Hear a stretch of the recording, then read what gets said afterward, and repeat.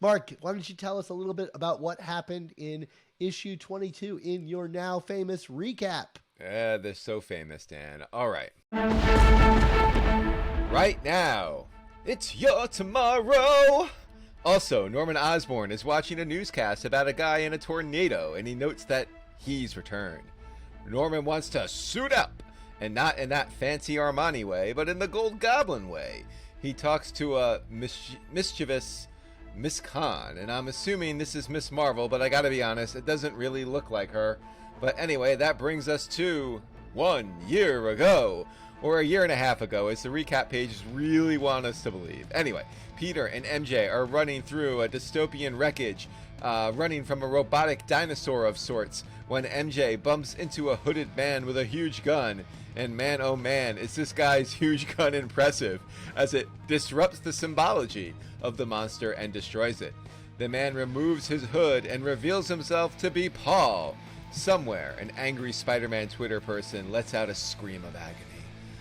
Paul seems to know a lot about this Mayan mumbo-jumbo guy, leading Peter to drop a line about totems, only for Paul to correct him that this storyline is much bigger than anything J. Michael Straczynski's feeble brain could comprehend.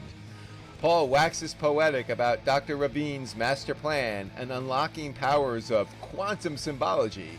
And now I know how my 78-year-old dad felt last weekend when we watched Everything Everywhere all at once together. However, one thing I do think I grasped out was apparently spider symbology is suited to traveling to different realities along quantum strings, except Paul couldn't get the technology to work. Haha, I know what's about to happen, maybe, I don't know. Anyway, cut over to Dr. Rabine, who, despite being unclean and unshaven, summons Wyatt. Rabine comes with a sacrifice and the sunblood, and I'm back to thinking about how the kid from the Goonies won an Oscar. Back to Peter, MJ, and Paul, and Peter is perfecting the spider technology to serve as a device to travel between dimensions like he did in Spider-Verse. What could possibly go wrong? Paul starts giving more of his origin story. He was a guinea pig of Rabine's, and he just wants us to know Rabine is a sadistic man. I mean, what was the giveaway? Paul and MJ continue to chat about how this whole ceremony needs to end in Spider-Man's death, and I gotta say, MJ's eyeing Paul, and is that love with a lowercase L-I-C? And here comes Wyatt like the Kool-Aid Man, except of saying, oh yeah, it's Sunblood, which frankly is kind of what I think of when I see a picture of icy cool Kool-Aid.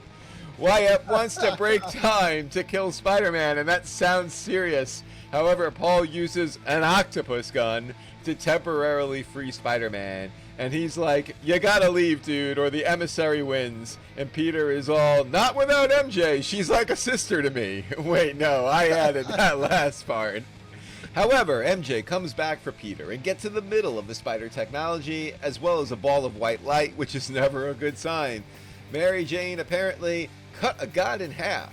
So Paul pushes the other half through the portal, and before we get to see what happens to Wyatt, we see Peter free falling to the earth just outside of York, Pennsylvania, leaving us all to wonder, is this an alternative reality where Dr. Oz is a sitting U.S. Senator?